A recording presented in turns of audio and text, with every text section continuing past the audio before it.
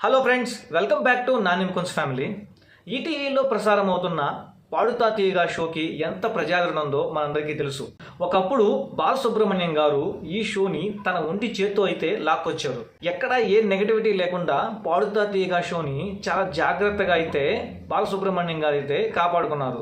అలాంటిది ఇప్పుడు సునీత గారు కావచ్చు, కీరవాణి గారు కావచ్చు, చంద్రబోస్ గారు కావచ్చు, వీళ్ళు జడ్జిలుగా వచ్చి పాడుతా తీయగాకి ఉన్న మంచి పేరునైతే చెడగొట్టేశారు.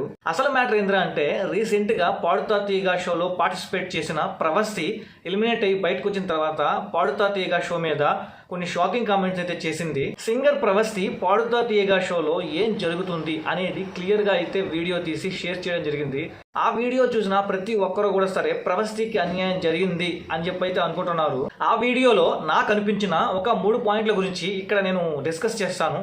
మీరు చేయాల్సిందల్లా వీడియోని స్కిప్ చేయకుండా చివరి వరకు చూడండి. ఇక ముందుగా మొదటి పాయింట్ విషయానికి వస్తే, ఆ షోలో కీరవాణి గారు ఏం చెప్పారు, ఎక్కడైనా సరే బయట వెడ్డింగ్స్లో కావచ్చు, ఎక్కడైనా పాటలు పాడేవాళ్ళు నా దృష్టిలో సింగర్స్ కాదు అని చెప్పి చెప్తున్నారు. సో ఇక్కడ ఎవరైనా ఫైనాన్షియల్గా ప్రాబ్లం ఉన్నోళ్ళు, బయట పాటలు పాడేవాళ్ళు, వాళ్ళు కొంచెం డబ్బులు సంపాదించి బతకాలంటే ఏదో ఒక పని చేసుకోవాలి కదా.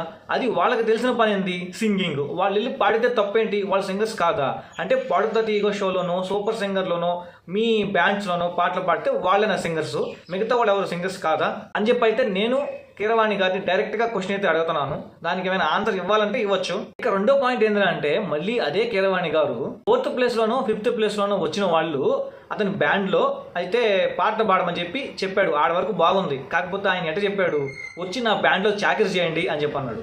అంటే మంచి పేరున్న కీరవాణి సార్ ఉద్దేశం ఏంటి, మీరు ఎవరైనా సరే బయట పాటలు పాడేవాళ్ళు నా దగ్గరకు వచ్చి చాకరీ చేయండి అంటే పాటలు పాడేవాళ్ళు ఏమైనా పని చేసేవాళ్ళ కనిపిస్తున్నారా? వాళ్ళకంటూ ఒక గౌరవం ఇవ్వాలి కదా. ఒక పెద్ద మనిషి తరహాలో ఉండి నోటికి ఏ మాటలు వస్తే ఆ మాటలు మాట్లాడటం కరెక్టా? ఇక మూడో పాయింట్ విషయానికి వస్తే, బాడీ షేమింగ్. జ్ఞాపిక ఎంటర్టైన్మెంట్స్ వాళ్ళు ప్రవస్తిని బాడీ షేమింగ్ చేశారు అని చెప్పి కూడా చెప్పింది. సో ఇక్కడ జ్ఞాపిక ఎంటర్టైన్మెంట్స్ వాళ్ళకి డబ్బులు ఇచ్చేది ఎవరు, పాడుతా తీయగా మేనేజ్మెంట్, అంటే ఈటీవీ మేనేజ్మెంట్. అలాంటప్పుడు ఎవరికి ఎలా డ్రెస్సింగ్ చేయాలో అలా చేయాలి. అది వాళ్ళు లావు ఉన్నా సరే, హైట్ పొడుగున్నా సరే, ఎట్లా ఉన్నా సరే. అంతేగాని వాళ్ళకి డ్రెస్సులు కొట్టలేము, వాళ్ళకి డ్రెస్సులు చేయలేము అని చెప్పి అన్నప్పుడు నీకెందుకు ఇంకా కాంట్రాక్ట్, నువ్వు వేరే వాళ్ళకి చేయొచ్చు కదా. అలా చేయరు. ఎందుకంటే డబ్బులు కావాలి. ఇక్కడ చూస్తే బాడీ షేమింగ్ చేయాలి, వాళ్ళని ఎట్టబడేటట్టు చూపించాలి.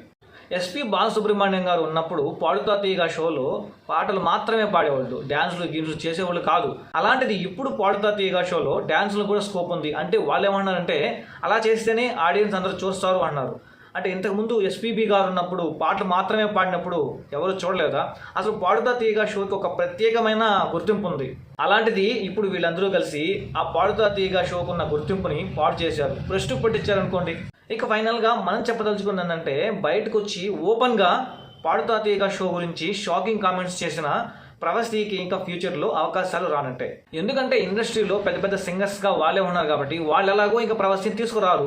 సో కాబట్టి ప్రవస్తి సింగింగ్లో కాకుండా వేరే దాంట్లోకి వెళ్ళాలి. ఇంతే ఫ్రెండ్స్ ఈ వీడియోలో. మరి నెక్స్ట్ వీడియోతో మీ ముందుకు మంచి కంటెంట్తో, మంచి ఇన్ఫర్మేషన్తో చేస్తాను. Until then thank you, bye bye.